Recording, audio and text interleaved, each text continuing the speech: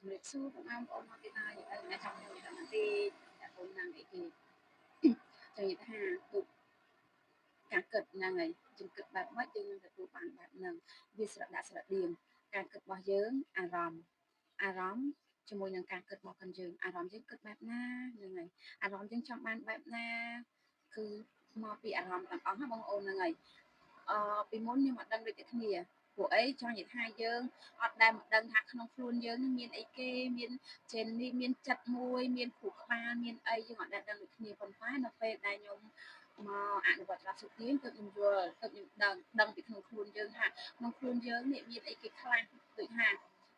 យើងតែងតែគិតថាគិតហ្នឹងដូចថាខួរក្បាលយើងហ្នឹងហើយខួរក្បាលយើងនិយាយថាគិតបូកដកពុនចែកនិយាយទៅគឺថាគិតហ្មងណាហ្នឹងហើយអាវាដូចគេថាអីគេអង្គុយគិតគេហៅថាអីគេចាក់ stress អីចឹងណាបងប្អូនហ្នឹងហើយបែបហ្នឹងចឹងចង់និយាយថាពីមុនគឺខ្ញុំគិតបែបហ្នឹងហើយប៉ុន្តែឥឡូវអត់ទេឥ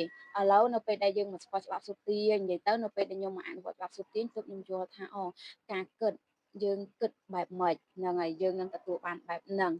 ហើយចង់និយាយថាគិតរឿងដែលល្អយើងនឹងស្រូបទាញនៅអ្វីដែលល្អចុះបើយើងតែគិតរឿងដែលអត់ល្អអញ្ចឹងក៏យើងស្រូបទាញនៅអ្វីដែលអត់ល្អនឹងឯងអញ្ចឹងគឺយើងមកចាប់ការគិតរបស់ខ្លួនយើងមកចាប់ការគិតរបស់ខ្លួនយើងនៅពេលដែលថាយើងអត់មានអ្នកណានេះទេយើងនៅតែឯងមែនពេលខ្លះយើងនៅតែម្នាក់ឯងមែនប៉ុន្តែយើងអត់ដឹងទេថាការគិតយើងគូក្បាលយើងនេះកំពុងតែគិតអីចិត្តយើងនេះកំពុងតែចង់បានអីយើងអត់ដឹងទេយើងអត់ដឹងហ្មងបងប្អូនហ្នឹងហើយពាក្យថាអត់ដឹងហ្មងគឺចប់បណ្ដោយហ្នឹងហើយអត់ដឹងអីសោះហ្មងហ្នឹងហើយប៉ុន្តែនៅពេលដែលមកអនុវត្តច្បាប់សុទាញនៅពេលដែលថាយើងមកយល់ពីគូក្បាលយើងមកយល់ពីចិត្តយើងថាចិត្តយើងនេះកំពុងតែចង់បានអីចូលចិត្តអីចឹងណានៅពេលដែលយើងដឹងអញ្ចឹងទៅបានយើងមកយល់ថាយើងគិតរឿងដែលល្អយើងនឹងស្រូបទាញនៅអ្វីដែលល្អយើងទៅគិតអ្វីដែលអត់ល្អយើងនឹងស្រូបទាញនៅអ្វីដែលអត់ល្អព្រោះអីកម្លាំងស្រូបទាញ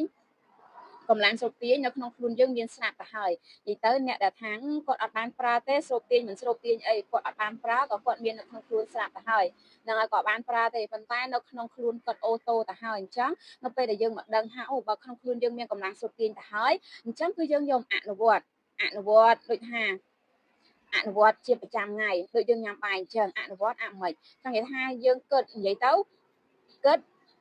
ស្មើនឹងយើងចង់បានហ្នឹងហើយនិយាយចេញមកស្មើនឹងយើងចង់បាននិយាយទៅមិនបាច់ថាតនិយាយទេគ្រាន់តែគិតថាអូថ្ងៃនេះត្រូវធ្វើអីគេអូថ្ងៃនេះចង់ញ៉ាំអីគេអញ្ចឹងស្មើនឹងយើងចង់បានអញ្ចឹងនៅពេលដែលយើងកម្លាំងស្រូបទាញមកនៅពេលដែលយើងគិតនៅសុកដូចថាអ្នកខ្លះអញ្ចឹងគាត់គិតរឿងណាគាត់ចង់ញ៉ាំនេះញ៉ាំនោះអីចឹងទៅនៅពេលដែលចង់អារម្មណ៍ថាចង់ហ្នឹងណានៅពេលដែលយើងនេះហើយគឺយើងបានតំណឹងនេះអីទៀតទេគឺយើងប្រឡែងហ្នឹងហើយយើងប្រឡែងថាដល់ពេលយើងនឹងបានញ៉ាំអញ្ចឹងណាហ្នឹងហើយអញ្ចឹងគឺនឹងមានរបស់នឹងមកឲ្យញ៉ាំវាស្រដៀងនឹងអញ្ចឹងណាបងប្អូនមានថាអូគិតថាចង់ញ៉ាំរបស់អីមួយឲ្យបានពោអីអត់ទេអញ្ចឹងគឺវាស្រដៀងនិយាយទៅម៉ែរួយក៏គាត់តែងតែនិយាយដែរប៉ុន្តែពីមុនដូចថាយើងស្ដាប់វាមិនតន់យល់អីណាហ្នឹងហើយនៅពេលដែលមកយល់ទៅបានថាអូវាពិសេសតែម្ដងអញ្ចឹងសូមបែបថាយើងការលក់ដូរការរស់ស៊ីអីក៏ដោយយើងចង់បានអ្វីដែលល្អអញ្ចឹងយើងមកនឹកគិតនៅអ្វីដែលល្អនិយាយទៅសម្រាប់អ្នកណាក៏ដោយដែរមិនថាតើធ្វើការមិនថាតើលក់ដូររស់ស៊ីអីទេឬក៏ធ្វើអ្វីមួយទេចង់បានអ្វីដែលល្អប៉ុន្តែអត់ដែលបានតែគិតអត់ដែលបានតែនឹកនៅអ្វីដែលល្អទេគឺតែងគិតថាគិតថាអូតិចវាមិនអាចតិចវាមិនចេះអីចឹងទៅហ្នឹងហើយ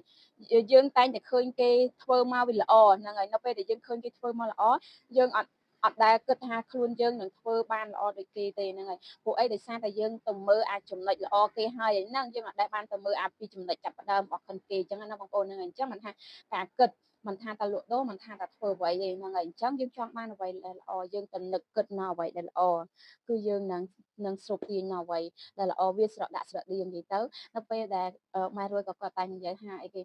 ស្រូបទាញនៅអ្វីដែលយើងចង់បាននិយាយទៅនៅពេលដែលយើងធ្វើខ្លួនស័ក្តិសមណាបងប្អូនហ្នឹងហើយនៅពេលដែលយើងធ្វើខ្លួនស័ក្តិសមគឺយើងនឹងស្រូបទាញនៅរបស់ហ្នឹងហើយនៅពេលដែលស្ដាប់យូរទៅទើបយល់ថាអញ្ចឹងហ្នឹងហើយអញ្ចឹងហើយនៅពេលដែលយើងទៅគិតនិយាយទៅដូចនិយាយចឹងរាល់ថ្ងៃយើងមានកម្លាំងស្រូបទាញទៅហើយបើយើងអត់យកមកប្រើការបើយើងអត់បានមកនឹកគិតនៅរបស់អ្វីដែលយើងចង់បានឬក៏ថាមក